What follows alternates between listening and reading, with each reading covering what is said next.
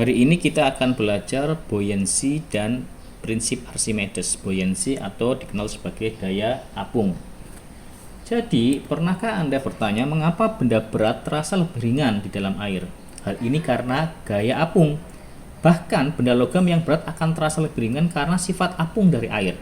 Air memberikan gaya yang mengurangi berat benda saat berada di dalamnya.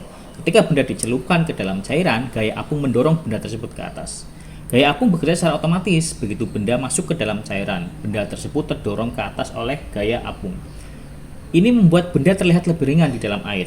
Berat benda di dalam air tampaknya seperti berat aslinya dikurangi berat air yang dipindahkan. Jadi, berat benda yang terlihat lebih ringan adalah akibat cairan yang digantikan oleh benda itu.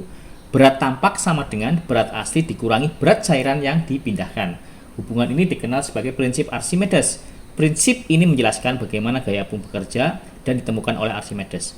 Archimedes menemukan prinsip ini pada abad ketiga sebelum Masehi. Ia menemukan saat duduk di bak mandi dan melihat air naik.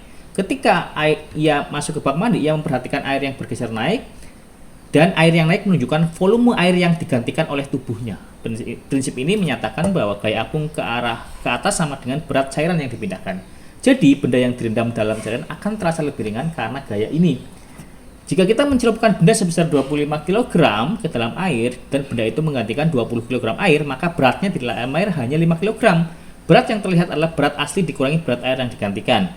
Hal ini menjelaskan mengapa benda terasa lebih ringan di air. Jadi, prinsip Archimedes menjelaskan bahwa air membantu mengurangi berat benda. Jadi, air memberikan gaya yang mengurangi usaha yang diperlukan untuk mengangkat benda. Mengangkat benda dalam air jauh lebih mudah dibandingkan di darat. Semua yang terjadi karena sifat air yang menciptakan gaya apung.